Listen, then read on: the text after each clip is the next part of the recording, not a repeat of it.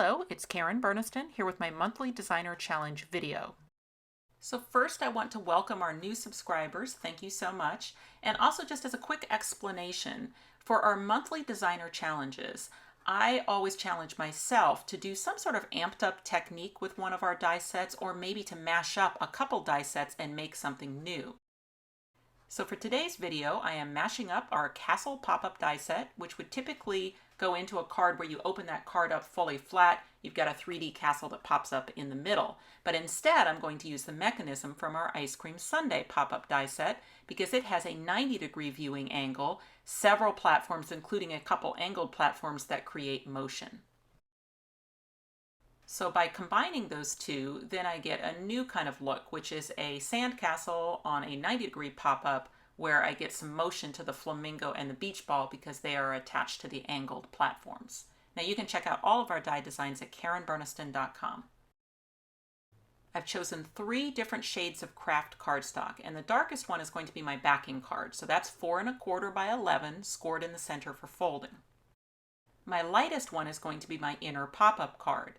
And so for that one, I started with 4 inches. The height is 8.5 inches, and I scored it 5 3/8 from the top edge.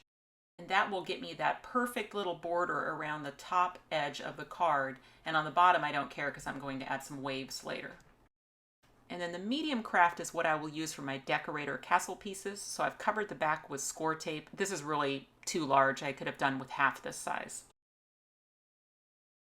I love using this old retired speckle stamp from Stampin' Up! To make sand texture, but I've also done it just with a coarse sponge. And any type of tan or light brown ink works great for adding that texture, and whether you're using a stamp or a sponge, I like to ink, pounce several times, and then re-ink, so you're not re-inking between each pounce, and that way you get lots of variations. I will only end up using the pop-up die from the Ice Cream Sundae Pop-up. And so I've lined up the alignment nubs right over the fold of my inner pop-up card, and then I've held that in place with some temporary removable tape, and then I'm going to roll that through my die cutting machine. Now you can use any die cutting machine that can accommodate a wafer thin die, and today I am using my Spellbinders Platinum 6. This die will do all the cutting and the scoring, and in addition it's going to cut a little rectangle out of the middle of the ice cream dish, and that is meant to be moved to become a vertical reinforcer for the pop-up. So the first step, whether you're making an ice cream sundae or in our case we're decorating it as a sandcastle, is to take that rectangle that falls out of the middle and move it to become a vertical reinforcer. Now you can use tape for that, you can use glue. I'm using my LINECO neutral pH adhesive in my fine tip bottle, and we do sell both of those items on our website. The first fold is going to be where the outer cut lines end. So it's going to be right across here. And in working that fold as a valley, you will see that there's a rectangle in the middle that actually goes through the opening to the back of the card. Now we'll look for the turn down location. So that's where the slit is in the ice cream dish. Then I want to get to the bottom of the dish where it connects to the card and work that as a valley fold. Now you will probably notice that there's a fold that I'm ignoring, and that's the one below the rectangle cutout, and it's because it's actually not part of the pop-up at all. What you're seeing there is actually a little bit of the center fold of the card that we use to align the pop-up, but is not actually part of the pop-up design. So just ignore that fold. Now you're going to pull this dish upwards to train that big platform, and then you'll have a pop-up dish. There'll be a little rectangle sticking out the back. Okay, so closing this down, you'll see that rectangle, and then what you want to do is you want to grab it plus the 2 little sections next to it, and then right at the base fold right there, fold it over. That will actually train that fold, so that then returning it to where it started, if you pop it from the back, it'll pop that platform in, including that rectangle. So now that rectangle is going to come into the card. And remember, it's always a pull upwards. So thumbs in the dish and you pull everything up as the card closes, and then you can give it a good press. Okay, the final 2 little platforms are small, and they're a little tricky because you need to, from behind the card, get into that second fold in there. And then if you can just push against one of the platforms, it will find the little diagonal folds at the bottom. So I've just pushed on the fold through both layers, and it will find that little diagonal fold. and I will do it on both sides. And now I need to put them back where they started because I want to be able to open this card and then from behind the platforms push against them so that they will pop out into the card. As long as they're popped out a little bit, that should be enough to let the card do the rest of the training. So what that means is you get your thumbs there into the ice cream dish and you're just kind of pulling everything up towards the top of the card as you close it. Okay, so there we have a finished pop-up and it is ready to go in the backing card. My favorite way to add a pop-up inside a backing card is just to use a tape runner all over the flat parts of one half, doesn't matter which half. But what's nice about that is that you can then slide it into the fold of the backing card using your thumbs. You can still slide it from side to side as well. And then once you have a location that you think is good side to side, then you just press down that one half of the card. And then the second half is easy because you can just fold everything down, add your tape runner all over the flat parts, and then just close the card against it. Okay, so this is ready for decorating. If I were making an ice cream sundae, I would use those pieces, but I am making a Sandcastle card, so I'm going to switch to the Castle pop-up die set and cut 2 of them.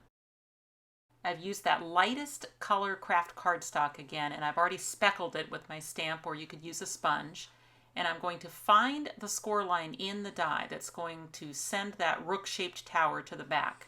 Then I'm going to look on the other side and find the other score line that does the same with that pointy tower. And now I realize that I should have speckled the back of the cardstock as well, at least in those outer 2 sections, because they fold in. So just going back to my stamp and my ink again, I'm going to add the speckles to those outside sections so that when they fold in, everything has that sand texture. Okay, switching to all the decorator dies that come in that set, they have stencil emboss features built in, and that's why on my medium craft cardstock I had that score tape on the back. Not only does it make it a sticker, but because it has that cushion from the score tape, you get a natural emboss without having to swap out to an embossing sandwich in your machine, so it's basically just a shortcut. And then the shade of ink I'm using is Old Paper Distress ink, and I'm using a blending tool to just sponge through that die to give all of that embossed surface some highlighting. For the rook tower, the decorator piece is too long. That's because it's also sized to fit on an extra tower in the castle. So you use that same piece, whichever one you're doing, you just have to cut it off when you're doing the shorter one. And turning back to the front section, I'm just going to start filling in the 5 pieces that will decorate the front part of the castle. And it's just like a little fun jigsaw puzzle. You can just look at the packaging or even the pictures of mine to figure out where all those pieces go. 5 pieces on the front, 3 pieces on the back. And then when that all folds in, you'll have that decorated castle. Okay, from the second castle, I'm actually only going to use the pointy tower. So I've just added 2 decorator pieces. Then I'll take my scissors and just trim a little bit lower than those decorator pieces. And this is the first piece that I will put on my pop-up to create my sandcastle.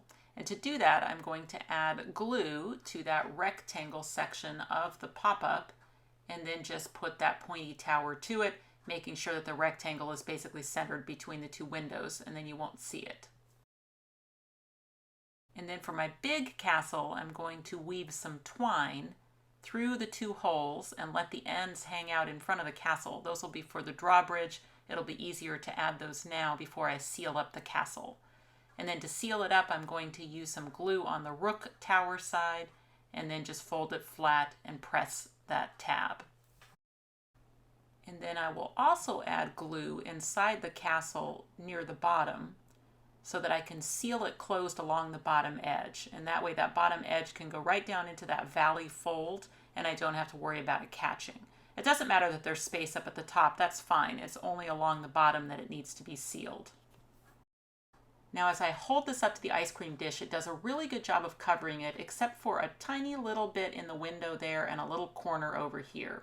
And since those are areas where there's a little extra material in the ice cream dish pop-up, in other words, I could cut it away and it wouldn't actually make anything fall apart or not work, then I'll go ahead and do that little bit of trimming on the pop-up before I add my sandcastle. And to add the sandcastle, I just need glue all over the front part of the pop-up and then just center and press the sandcastle into place. Okay, one cool double tier pop-up sandcastle. Now I will work on that drawbridge, which is just to take the ends of the twine through the decorator drawbridge from the top.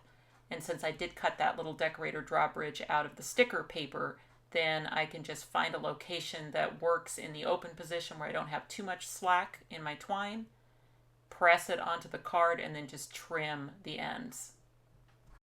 Now I still have those two little angled platforms to add something to, and I've decided just to use some clear strips of a pretty thick plastic. You can recycle some packaging plastic for that, or look for something like a .02 graphics plastic. And I'm just using a miniature glue dot to add my strip to the front of my angled platform. Now the platform on the left is the most angled, so it is going to give the most motion to that strip. And here's what I mean. As you close it, the strip is going to move, and consequently anything that I put on that strip is also going to kind of swing side to side as the card opens. A little bit less motion on the one on the right, but it also does move because it's angled. And I have decided to use the beach charms. So I've assembled all 4 charms, but I don't intend to use them as charms. So then I will cut off the holes at the top of them so that they become elements. Okay, I'll add some adhesive on both sides of the trunk of the palm tree, and then I'm actually going to get it between the 2 layers of the castle on the right side and just make sure that it stays within the card. My flamingo and beach ball are going to go on those 2 clear supports so that they actually move a little bit as the card opens and closes. So the flamingo on the left one, and then the beach ball on the right one, just cutting off whatever portions of the platforms that I don't need. And you can kind of see that motion here as the card closes up. You can see how those 2 elements are moving. Switching to the tropical scene die set, there are all these edges that can be combined to make some pretty cool wave patterns. So I've done that here for the base of my card. And then there's another edge that has palm trees attached to it. So what I've done is I've cut a piece for the sky, and I'm going to cut away the palm trees from that piece. So since I'm doing a cut away, I need to keep the little piece that comes out of the middle of the palm trees. Okay, so I'll just set that there so I remember that it's there. Now I'm planning on using the upper portion of this, so I'm just going to use my scissors to complete the cut because the stitch marks are actually below the cut, and I'm not using the stitched side, I'm using the plain side. So now when I glue that to the upper portion of my card, I'm going to have a silhouette of palm trees cut out of the sky so that then when I put that little center piece, it will complete the look. Then I cut the palm trees again through 2 layers, which is both the trunk color and the frond color, trimming out the pieces that I need to construct 2 layered palm trees to sink down in that opening.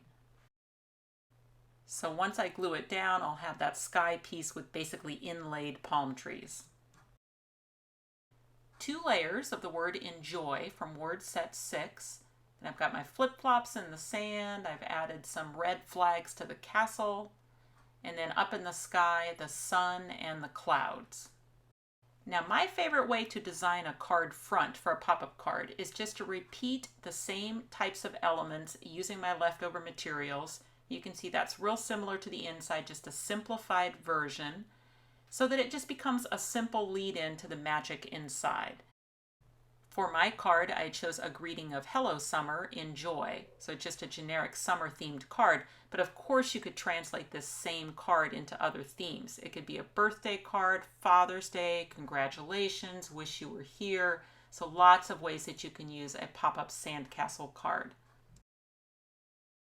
You will find links to the supplies and a link to the blog post in the description box below. I hope you'll check out the blog post and see all of the great beach-themed cards by our team. Thanks for watching.